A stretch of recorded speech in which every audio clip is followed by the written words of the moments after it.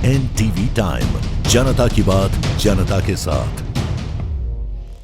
इस वक्त की बड़ी खबर इंदौर से आ रही है, जहां वक्फ बिल के विरोध में पश्चिम बंगाल में हो रही हिंसा पर पूर्व मुख्यमंत्री दिग्विजय सिंह का बड़ा बयान। पश्चिम बंगाल में हो रही हिंसा के लिए बीजेपी और संघ को ठहराया जिम्मेदार। ऐसे कुछ संगठन जो नफरत फैलाते हैं, जो दंगे फसाद करवाते हैं, उन्हें क्या इजाजत दी जाती है जुलूस के रूप में डीजे लगाकर मस्जिद के सामने से निकलने की? ऐसे संगठन को प्रशासन मंजूरी क्यों देता है? डबल इंजन की सरकार की मानसिकता है नफरत फैलाकर, दंगे करवाकर राजनीतिक रोटी सेकना। भाजपा और संघ का धर्म से कोई लेना देना नहीं। नफरत फैलाकर, दंगे फसाद करवाकर उसके आधार पर राजनीतिक रोटी सेकना बीजेपी और संघ का असली धर्म है। मुझे इस बात की प्रशंसा है कि बीजेपी और संघ आज बाबा साहेब अम्बेडकर को सम्मान की नजरों से देख रहे हैं। संघ ने तिरंगा जलाया, संविधान का विरोध किया। बीजेपी ने नफरत के अंदाज में राजनीति की है। बाबा साहेब के विचारों का पालन बीजेपी ने कभी नहीं किया। दलितों की जमीन दबंग छीन रहे, बीजेपी मौन है। वक्फ एक्ट पूरी तरह से असंवैधानिक है। देश के बड़े बड़े वकीलों ने इस बात को माना। शराब के नशे में विधायक गोलू शुक्ला के बेटे रात 12 बजे दर्शन करने गए थे। पुजारी के साथ अभद्र व्यवहार कर मारपीट तक की गई। धर्म के प्रति आस्था और सम्मान, इन तस्वीरों से बीजेपी की नजर आ रही है। कन्हैया कुमार के खिलाफ केस दर्ज होने पर बोले दिग्विजय सिंह, जो भी व्यक्ति बीजेपी और संघ के खिलाफ बोलता है उसे देशद्रोह करार दिया जाता है। कन्हैया कुमार ने जो कुछ कहा होगा तथ्यों के आधार पर कहा होगा। प्रदेश भर में लगे गद्दार पोस्टरों को लेकर कहा, संविधान का पालन करना, देश के कानून का पालन करना शायद उनके लिए गद्दारी हो सकता है, मेरे लिए नहीं। बजरंग दल विश्व हिंदू परिषद के नेता पाकिस्तान के लिए जासूसी कर रहे हैं। बीजेपी के वो नेता आज जमानत पर हैं। प्रदेश सरकार ने सुप्रीम कोर्ट में अपील क्यों नहीं की? ये सबसे बड़ा सवाल है कि आईएसआई के लिए जासूसी करने वाले बीजेपी नेताओं पर देशद्रोह का केस दर्ज क्यों नहीं हुआ? उन्हें जमानत कैसे मिल गई? इंदौर से हार्दिक प्रजापति की रिपोर्ट। बात यह है कि इसमें कोई होड़ लगने की आवश्यकता नहीं है। ऐसे आतंकवादी के खिलाफ जो हमारे देश पर जिन आतंकवादियों ने हमला किया उसके अंदर शामिल रहा हो, कोई भी केंद्र सरकार हो, उसको वही कदम उठाना चाहिए जो यूपीए सरकार में उठे और अब उठ रहे हैं। देरी क्यों हुई? देरी इसलिए हुई क्योंकि अमेरिका के अदालत ने 14 साल की सज़ा राणा को दे दी थी, जिसकी वजह से एक्सट्रेडिशन नहीं हो पाया। अब 14 साल पूरे हो गए तो एक्सट्रेडिशन हो गया। इसमें किसी को श्रेय लेने या श्रेय देने की बात नहीं है। कन्हैया कुमार का बेटे का वीडियो वायरल हो रहा है देवास से मंदिर का, जिस तरीके से हाँ जी हाँ, बस वही है कि जैसा मुझे बताया गया, कहाँ तक सही मैं नहीं जानता, कि शराब के नशे पर माँ चामुंडा जी के दर्शन वो करने गए। उनके साथ लोग कौन कौन थे मैं नहीं जानता। 12:30 बजे पट खुलवाए गए। जब वहाँ के पुजारी जी ने पारंपरिक रूप से जो पूजा करते हैं, उन्होंने मना किया तो उनको जान से मारने की धमकी दी गई, उनके साथ मारपीट की गई। एसडीएम साहब को रात को 12:30 बजे उठा के फ़ोन से बात की गई और कहा कि आप पट खुलवाइए, विधायक जी के सुपुत्र आए हुए हैं। और उसके बाद एसडीएम साहब के पीए ने पुजारी जी को कहा कि आप पट खोल दीजिए।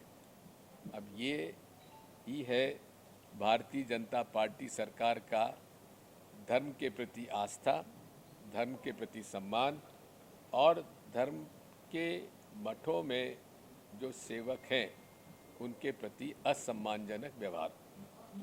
बेल्जियम में सर मेहुल चोकसी को गिरफ्तार कर दिन से ये दिवस लगातार मना रही है। मुझे इस बात की प्रसन्नता है कि भारतीय जनता पार्टी ने और संघ ने आखिर में बाबा साहब अम्बेडकर और भारतीय संविधान के प्रति सम्मान की नज़र से देख रहे हैं।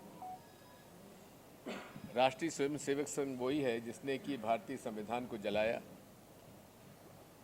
तिरंगे झंडे का अपमान किया, लेकिन आज भी उनकी विचारधारा में कोई परिवर्तन नहीं है। ये वो विचारधारा है जिसने महात्मा गांधी की हत्या की, जिसने देश में नफरत के अंदाज में राजनीति की और आज बाबा साहब अंबेडकर के स्मारक में जाकर शीश नम्रता से पहुंचना, लेकिन उनके विचारों को पालन नहीं करना।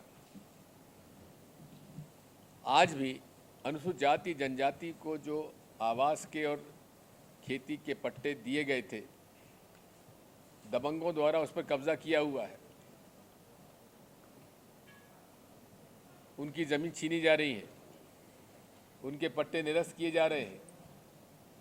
अनुसूचित जाति और जनजाति के लिए बजट का जो प्रावधान हुआ करता था वो समाप्त किया गया है। ट्राइबल सब प्लान अलग से था, एससी कंपोनेंट प्लान अलग से था, लेकिन अब दोनों हेड समाप्त कर दिए गए हैं।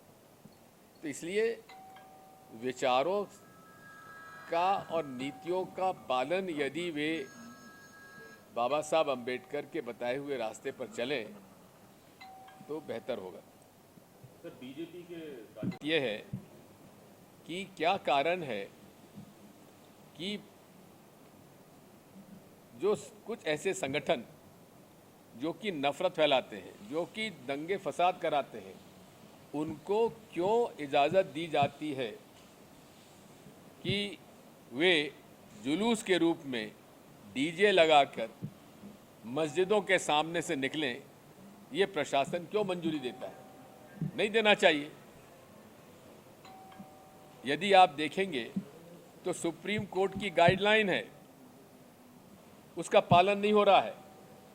मैंने सुप्रीम कोर्ट की गाइडलाइन का पालन करने के लिए हाई कोर्ट में रिट पिटीशन लगाई हुई है। 3 साल से लंबे थे, उसकी तारीख नहीं मिल रही है। अगर ईमानदारी के साथ माननीय सुप्रीम कोर्ट के गाइडलाइन का पालन सरकार करे तो कहीं दंगे फसाद नहीं होंगे। लेकिन ये डबल इंजन की सरकार की मानसिकता है नफरत फैलाकर दंगे फसाद कराने की, राजनीतिक लाभ को। लेकिन अब धीरे धीरे लोगों के बात समझ में आ रही है कि भाजपा का, संघ का धर्म से कोई लेना देना नहीं है। उनको तो नफरत फैलाकर दंगे फसाद कराना और उसके आधार पर राजनीतिक रोटियां सेकना, ये ही उनका धर्म है, यही उनकी राजनीति है। इसलिए हम उसका विरोध करते हैं। मेरा तो केवल एक ही कहना है, जो विचारधारा